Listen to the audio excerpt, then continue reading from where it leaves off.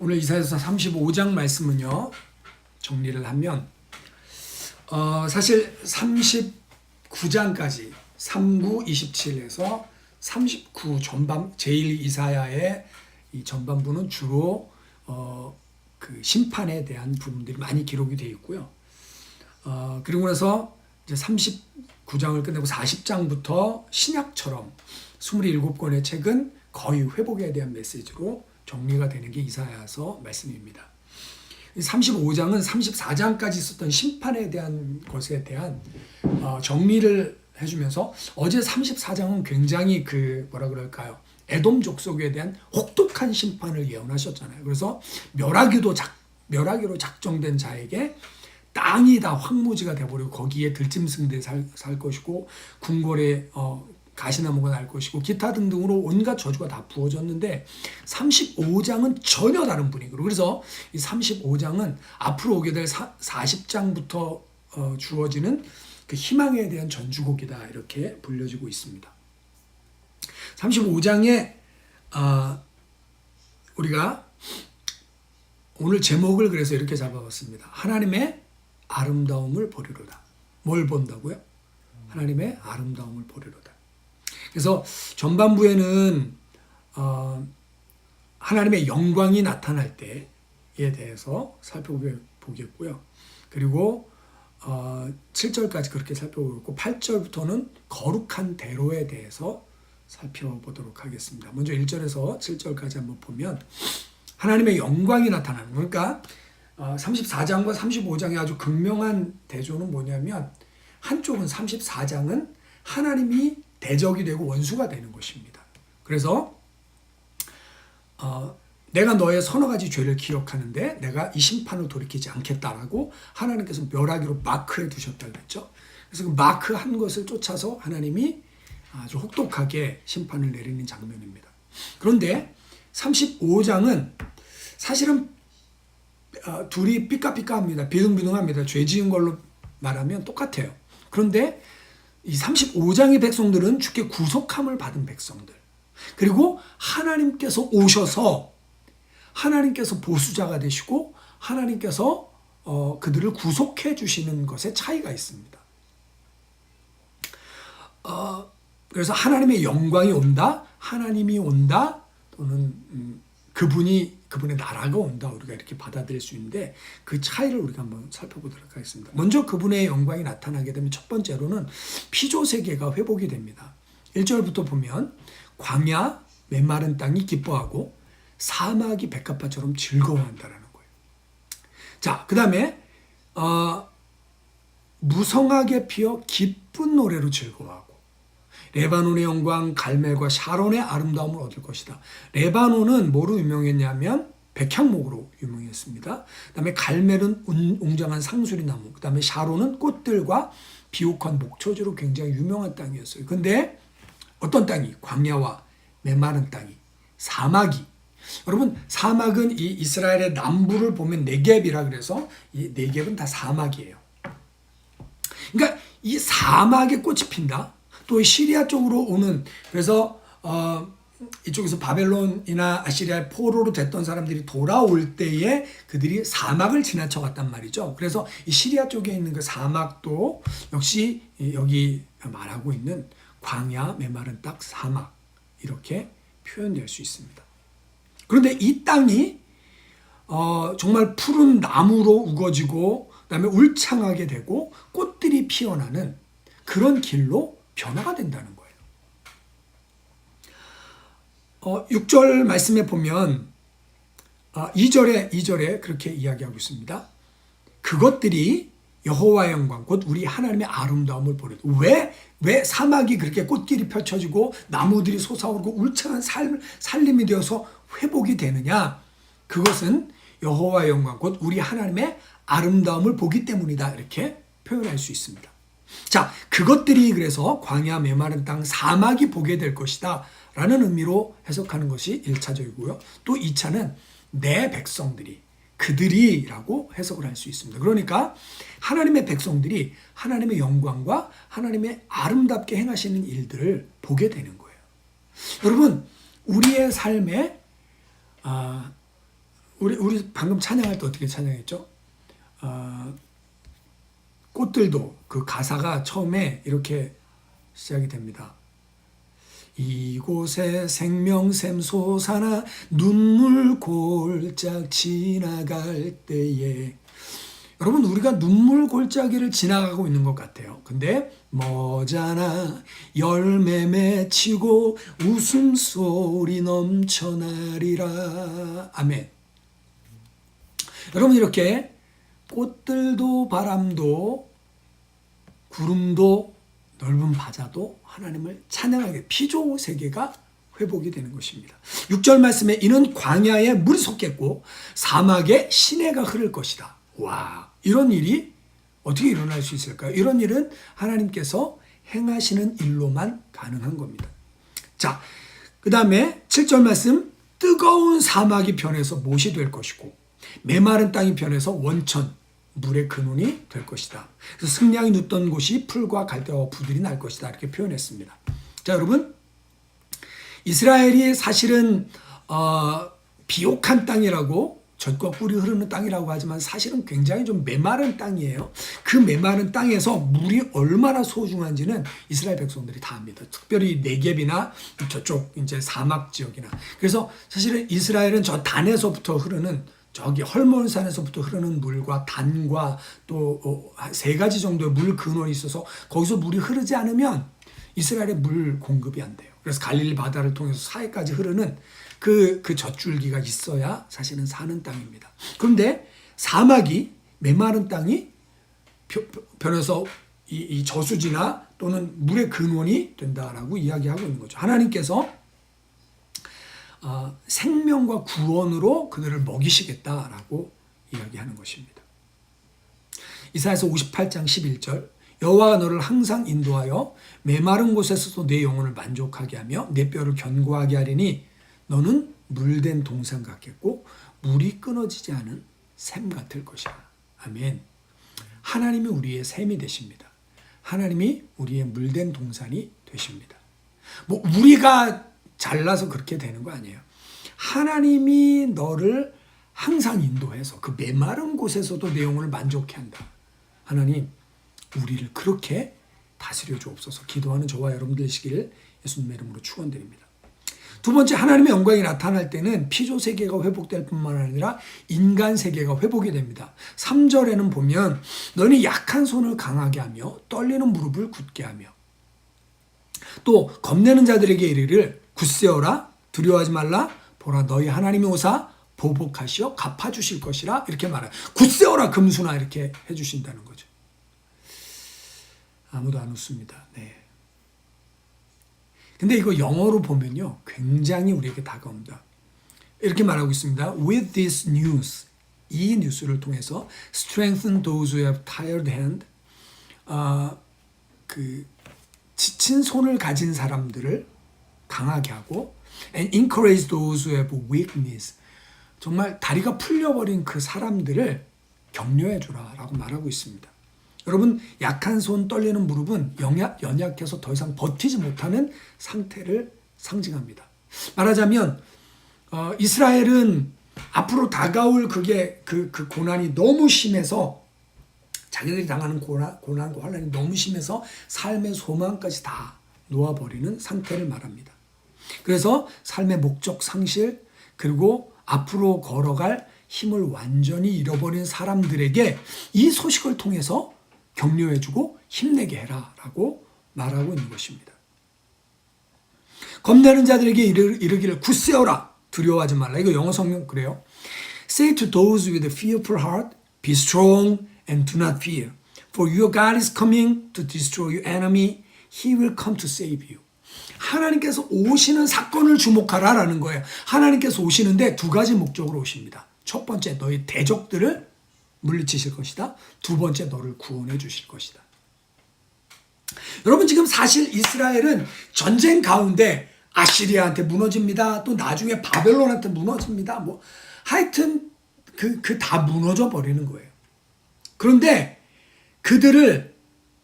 그들에게 하나님이 오시게 되면 언제나 하나님의 오심과 그 대적들이 쫓겨가는 것은 동의어가 되었습니다. 그리고 그 대적들의 손에서 건져내는 것은 하나님의 구원으로 상징되었습니다. 데살로니가후서 1장 6절 7절 이렇게 말합니다. 너희로 환난을 받게 하는 자들에게는 환난으로 갚으시고 환난을 받는 너희에게는 우리와 함께 안식으로 갚으시는 것이 하나님의 공의다 이렇게 표현하고 있습니다. 여러분, 하나님은 오늘 사실 3절과 4절에 우리를 향한 메시지를 주고 계세요.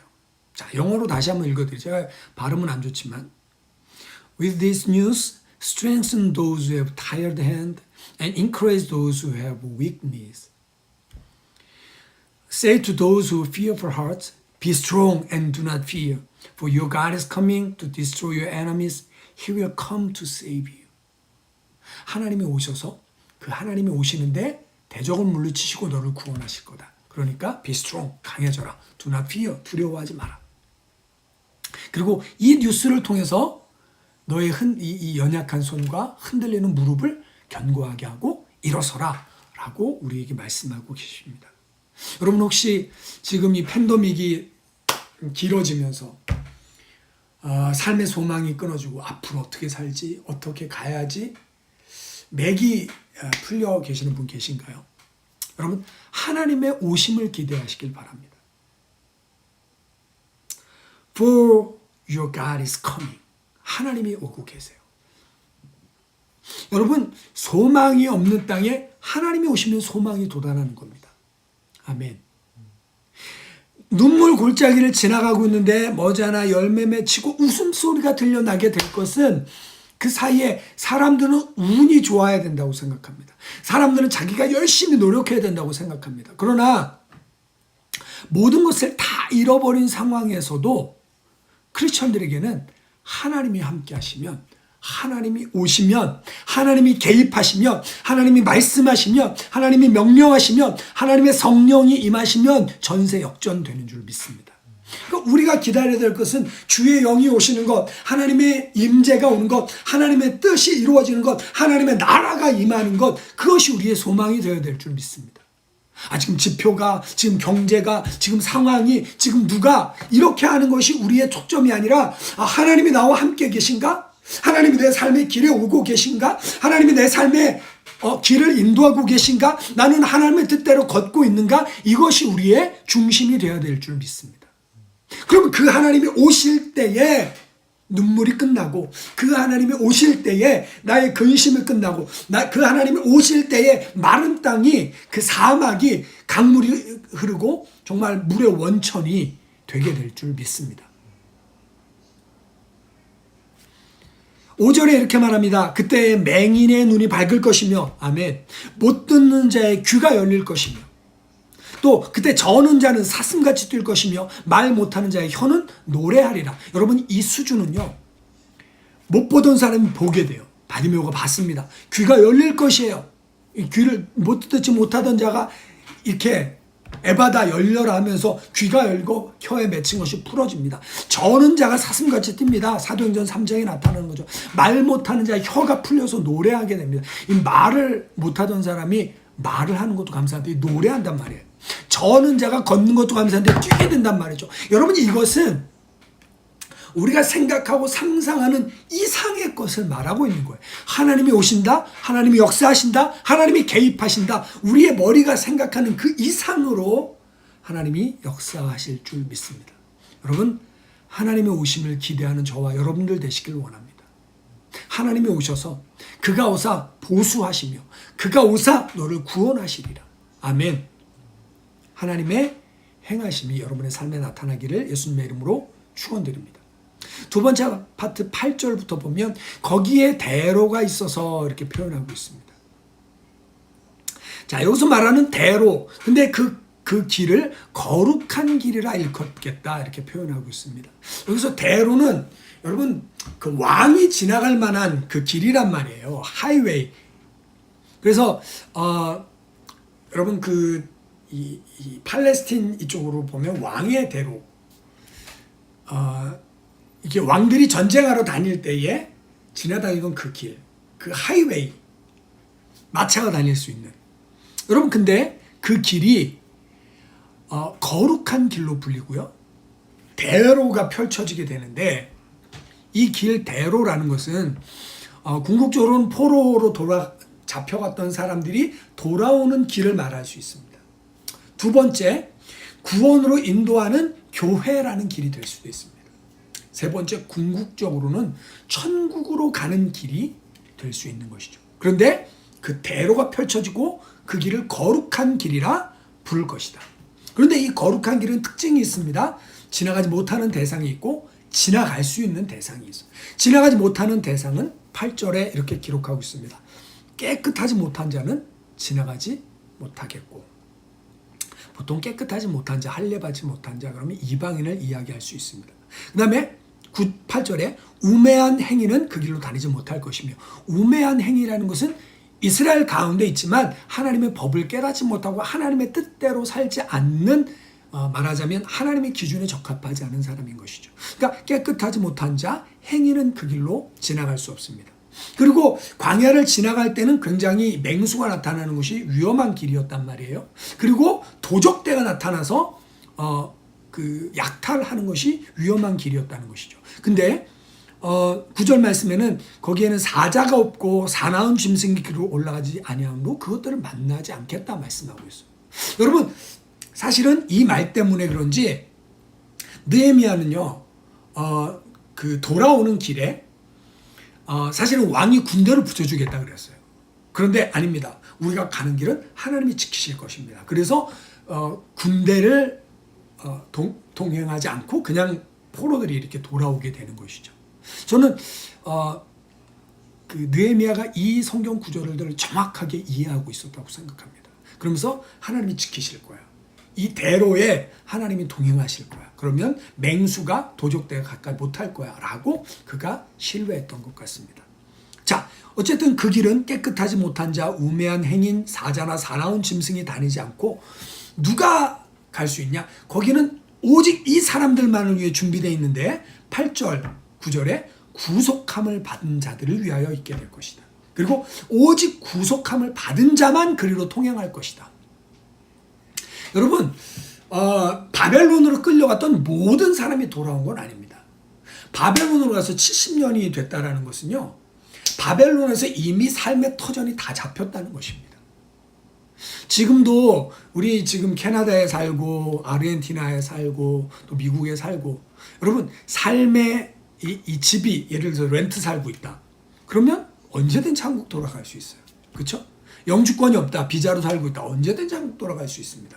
그런데 이미 이 땅에 와서 아버지 때 왔어요. 또는 할아버지 때 왔어요. 그래서 집도 사고 땅도 사고 직장도 안정되다. 그러면 한국으로 돌아갈 일이 있나요? 필요가 있나요? 아니, 한국이 오히려 낯설 수 있습니다. 그런데 포로로 끌려온 지 70년 만에 마음에 감동하는 자는 그 어려운 길을 뚫고 그 위험한 길을 뚫고 폐허가 돼버린 예루살렘으로 하나님의 그 땅으로 돌아오게 되는 거예요. 여러분, 이 사람들을 가리켜서 구속함을 받은 자들 또는 속량함을 받은 자들 이렇게 표현하고 있습니다. 그들은 이 험한 길을 즐거움으로 나서는 것입니다. 뭐에 대한 소망 때문에? 하나님의 집에 대한, 하나님의 땅에 대한 그 소망 때문에 그 어려운 길을 헤치고 돌아오게 되는 거예요. 여러분, 성도들은 어떤 사람들입니까? 이 땅에서의 신앙생활하는 것이 평탄하지 않은 길이에요. 모르겠습니다. 여태까지는 평탄한 길이었습니다. 여태까지는 시험은 있었지만 핍박도 없고 어려움도 없이 그냥 걸어온 길이 성도의 길이었을 수 있습니다. 그러나 지금 우리는 생각하지 못하게 갑자기 말세를 만나버렸어요. 교회에서 대면 예배 못하죠? 교회 갔는데도 찬송을 못하죠? 이게 뭡니까? 찬송을 뺏겨버리고 기도를 뺏겨버리고. 야, 다음에 뺏길 게 뭐예요? 이제 신앙생활을 못하게 하는 거, 이제 신앙생활 하면 핍박받는 것밖에 더 있겠어요. 여러분, 우리가 지금 이 시대를 살고 있습니다. 그런데 속량함을 받은 사람들, 그리고 구속함을 받은 사람들은 그 길을, 그 험한 길을, 그 좁은 길을 마다하지 않고 걸어가는 사람들이 속량함을 받은 사람들인 줄 믿습니다. 속량함을 받다, 구속함을 받다라는 것은요, 되사다, 구속하다 또는 친족의 권리를 행사한다. 친족의 권리를 행사한다는 것은 가알이라는 동사를 통해서 여러분 그 친족 중에 누가 밭이나 토지나 집이나 이런 걸 팔잖아요. 그러면 이스라엘은 항상 그 희년의 법에 의해서 희년에서 가까울수록 이제 더 덜 주고 희년에서 멀수록 더 이렇게 하고 그런 법이 있었단 말이고, 그리고 친족 중에 가까운 사람 중에 그 밭을 가서 다시 그 친족에게 돌려주는 친족법이 있었어요. 그걸 영어로는 킨즈라 그러는데, 여러분 하나님께서 죄에 팔렸던 우리를 값을 주고 구속하시는 거예요. 그래서 그 하나님을 고엘, 기업 물을 자 이렇게 표현하고 있는 것이죠. 여러분 이 말은 사실상 법정 용어였습니다. 그래서 가족 구성원에 대한 의무를 행하는 일과 관계돼서 쓰이던 용어인데, 이게 하나님이 가알이라는 행사를 하는 고엘, 하나님이 구속자로서 자기를 소개하면서 굉장히 중요한 단어가 된 거예요. 하나님이 우리를 구속하십니다. 하나님이 우리를 속량하십니다. 무엇을 통해? 예수 그리스도의 피값을 통해, 자기 값진 아들의 목숨을 통해 우리를 구속하시고 속량하시는 거예요. 그래서 값을 주고 사신 그 하나님의 백성들만 구원의 길로 올 수 있는 거예요. 그 구원의 길에 아무나 들어오는 게 아니라니까요. 들어올 의지도 없고 마음도 없고 거룩하지도 않고 아니에요. 하나님께서 택하시고 하나님께서 구속하시고 속량하시고 값을 주어 사신 그분의 백성들이 이 거룩한 대로에 들어와서 천국에까지 이르게 되는 것을 믿으시길 바랍니다. 오늘 35장은 두 가지의 말씀을 전하고 있습니다. 첫 번째, 이 땅에서의 삶이 눈물 골짝 지나가는 것 같지만 하나님이 오시면, 그래서 in those days, 그날에 이렇게 표현하고 있는 것이고요. 또 하나님이 오시는 날에, 하나님이 오시면 이렇게 표현하고 있는 거예요. 그러니까 우리의 삶에 고통 속에 가득하고 어려움 속에 가득하고 소망이 보이지 않는 우리의 삶 속에 하나님이 오시면 그것이 우리의 삶의 역전의 계기가 됨을 기억하시길 바랍니다. 두 번째는 그렇게 하나님이 우리에게 함께 하시면서 왕의 그 거룩한 시온의 대로로 우리를 초대하시는 거예요. 우리를 값주고 우리를 구속해서 우리를 속량해서 그분의 백성으로 삼으시고, 우리가 그 하나님의 구원의 길로, 비록 험한 길이라 할지라도, 비록 좁은 길이라 할지라도 그 길을 포기하지 않고, 그래서 영어 성경으로는 제가 지금 그거 어디다 해놨는데, 하나님의 길을 따라가는 여기 있어요. 8절 말씀에 보면 It will be only for those who walk in God's way. 하나님의 길, 하나님의 방식대로 살아가는 사람들을 위해서만 이 길이 펼쳐진 것입니다. 여러분, 오늘 저와 여러분이 이 땅에서 하나님을 향해 살기로, 하나님의 백성으로 살기로 결단하시고 이 구원의 길에 포기하지 아니하시고 낙오되지 않는 분들 되시기를 예수님의 이름으로 축원드립니다. 그래서 마침내 지금은 우리가 눈물 골짜기를 지나가는 것 같아요. 그런데 우리가 이 시온의 대로를 통해서, 우리가 이 구원의 하이웨이를 통해서, 우리가 이 거룩한 하이웨이를 통해서 하나님의 길을 걸어갈 때 마침내 우리는 왕의 영광을 보게 될 것입니다. 이 땅에서 잠시 필요할 때 어쩌다가 보여주는 하나님의 영광을 우리는 시온의 대로로 올라가서 그 시온에서는 영원히, 천국에서는 영원히 보게 될 줄 믿습니다. 그 하나님께 찬송하고 그 하나님을 기대하고 그 하나님과